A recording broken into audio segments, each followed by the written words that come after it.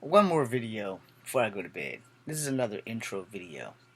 So, as a martial artist, um, especially in my situation, I have struggled all my life to obtain a black belt in any martial art. But to be honest, I never took martial arts to earn a black belt. I took martial arts to be a better fighter, a more effective fighter, so that if I got into trouble, I wouldn't have to rely on the fact that I am a black belt to win. I would have myself and my own skill set, which would be great. But, belts do build confidence. But belt is an Americanized thing, alright? And that's something that a lot of people don't want to refer to. And I have personally beaten black belts. So, is it that they are bad black belts? Or is it I'm a better fighter? The truth will never be known. He could have just been having a bad day. I could have just been having a great day. I don't think that one should have belts. I mean, I know you gotta have a way to maintain it or regulate it, but at the same time, there are some people who have black belts who do really horrible things to other people, and there are some people who don't have black belts who do really good things. And I think that the black belt thing should require an age. I don't think that under any circumstances, with maybe a few exceptions, and only a few exceptions, and by a few exceptions, I'm going to be racist now.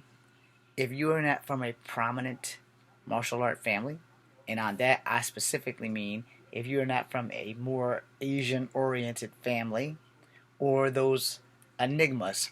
Now, let me explain that, because most of the time, if you are a prodigy from an Asian family that is traditionally a martial arts family from centuries, then and only then should they ever be a 10-year-old black belt. Like, your family has been born, bred, raised in Asia, and your family comes from a line of martial artists from like Yip Man and Wing Chun and Bruce Lee and them. If you come from a line of those type of families, then yeah, if you are descendants of some of the first Shaolin monks or some of the first bandits that use martial arts for good and bad purposes, I can see that producing a 10-year-old black belt. However, it is my personal feelings and opinion that you should not have a black belt before you're 13 years old. And why do I say that? Because 13 is the cusp of becoming a teenager, which is between becoming a man and a teenager. And even at 13 and 15, I was still rambunctious and I still like fighting. A black belt does not take away cockiness. In fact, it only adds more cockiness. So I think that if you are going to be a black belt, honestly, you should not have a black belt before the age of 15 or 16.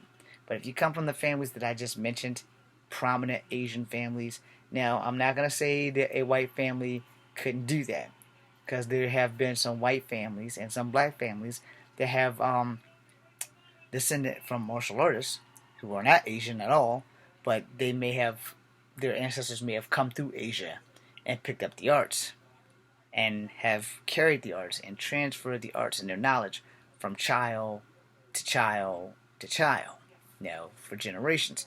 Now, if you're one of those families and you're not Asian, okay, I can see a 13-year-old black belt coming out of your camp. I started at 7 years old. If I had children, my child would not have a black belt, because I would be teaching him or her that a belt is really only part of the uniform that only holds up your pants. A belt does not mean you are good. It just gives you something to work for. And also, if you aren't actually fighting, you're just training, does that mean you are fighting when you come across someone who actually can fight? You feel what I'm going with that? So this also would be a 2-part video or a 3-part video, because this is the intro. So thanks for watching and good night.